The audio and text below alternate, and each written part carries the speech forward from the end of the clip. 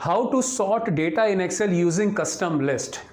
दोस्तों, एक्सेल में सॉर्ट करना या जनरली सॉर्ट करने का मतलब होता है अरेंज करना, ईदर इन असेंडिंग और डिसेंडिंग ऑर्डर, मतलब बढ़ते हुए क्रम में या घटते हुए क्रम में।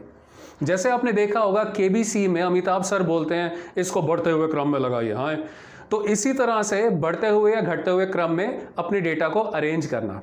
लेकिन एक्सेल हमें एक बहुत ही सुंदर फीचर देता है जिसके थ्रू हम अपने डेटा को किसी एक स्पेसिफिक ऑर्डर में भी अरेंज कर सकते हैं। जैसे आप देखते हैं स्क्रीनशॉट के अंदर, यहां पर हमारे पास डेटा मेंशन्ड है और कुछ सिटीज के नाम मेंशन्ड है।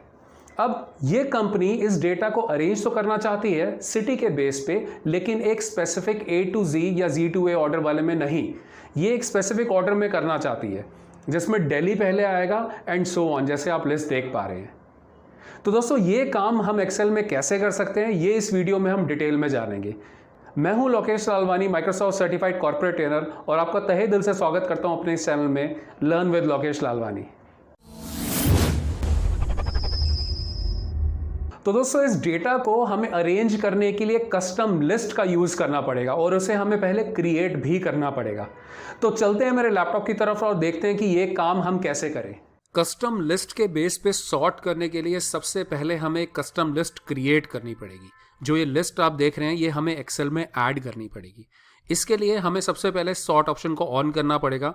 तो उसके लिए मैं प्रेस करता हूँ Ctrl+A ताकि ये मेरा डेटा सेलेक्ट हो जाए। उसके बाद शॉर्टकट है Alt+DS, मतलब डेटा सॉर्ट। और उसके बाद आप देखते हैं यहाँ पर हम पहुँचेंगे और चूज करेंगे लोकेशन, क्योंकि लोकेशन के बेस पे हमें सॉर्ट करना है। सेल वैल्यूज बिल्कुल ठीक है। ऑर्डर के लिए हम लोग जाएंगे कस्टम लिस्ट के अंदर और यहाँ पर हम लोग चूज करने वाले हैं कोई भी एक लिस्ट नहीं, बल्कि हम यहाँ पे क्रिएट करेंगे। तो आप देख रहे हैं यहाँ पर जो लिस्ट पीछे दिख रही है वो यहाँ पर हम टाइप कर सकते हैं। जैसे आप देखते हैं दिल्ली, कॉमा, आपको कॉमा प्रेस करना ज़रूरी है ताकि आप उसका नेक्स्ट जो पार्ट है वो यहाँ पर पुट कर पाएँ, Hyderabad, comma and so on. तो इस तरह से आप आगे लिखते जा सकते हैं। लेकिन अगर आपके पास ऑलरेडी एक्सेल में इस तरह से लिस्ट है तो आप उसको भी सिलेक्शन दे सकते हैं, जो कि ऑप्शन यहाँ पर विजिबल नहीं होता। उसके लिए मैं आपको बता देता हूँ कैसे कर सकते हैं। मैं इसको अभी कैंसिल करता हूँ, अगेन कैंसिल करता हूँ और सबसे पहले मैं जाता हूँ फाइल टैब के अंदर। फाइल टैब में सबसे नीचे हमारे पास है ऑप्शंस। ऑप्शंस के अंदर हम जाएंगे एडवांस्ड, और एडवांस में सबसे नीचे की तरफ जब आप आते हैं तो ऑप्शन आता है एडिट कस्टम लिस्ट्स। यहाँ पर हम लोग गए और अगर मुझे यहाँ पर कोई लिस्ट ऐड करनी है तो आप देखते हैं मुझे इंपोर्ट का एक ऑप्शन आ रहा है।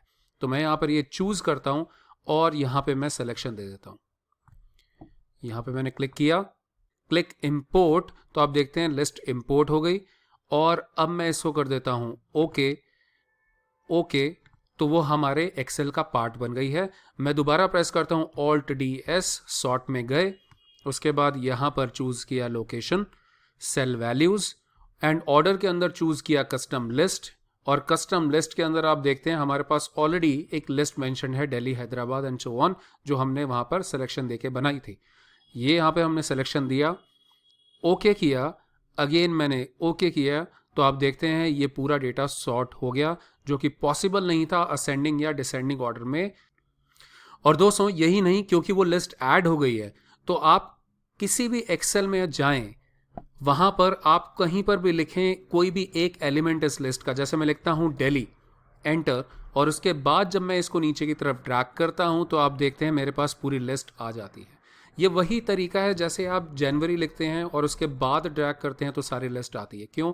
क्योंकि वो लिस्ट ऑलरेडी एग्जिस्ट करती है, बट ये आपने बना ली है तो ये भी अब एग्जिस्ट करती है। और ये सिर्फ इस एक्सेल शीट की बात नहीं है, अगर आप अपना सिस्टम भी शट डाउन कर दें, कल ओपन करें, तो भी आपके पास ये लिस्ट आ जाएगी, क्योंकि अब ये आपके एक्सेल का पार्ट बन गई है। दोस्तों, आई होप आपको ये वीडियो बहुत पसंद आया होगा। इसी तरह के बहुत इंपॉर्टेंट ट्रिक्स और बहुत अच्छे फीचर्स में एक्सेल के बहुत सारे वीडियोस में एक्सप्लेन ऑलरेडी कर चुका हूं। अगर आपको वो देखना है तो ऊपर मेरे प्लेलिस्ट पे जाकर देख सकते हैं। और मेरे इस वीडियो का ज़रूर लाइक करिए, कमेंट करिए और शेयर करिए, और मेरे चैनल को ज़रूर सब्सक्राइब करिए। टेक केयर दोस्तों, बाय बाय।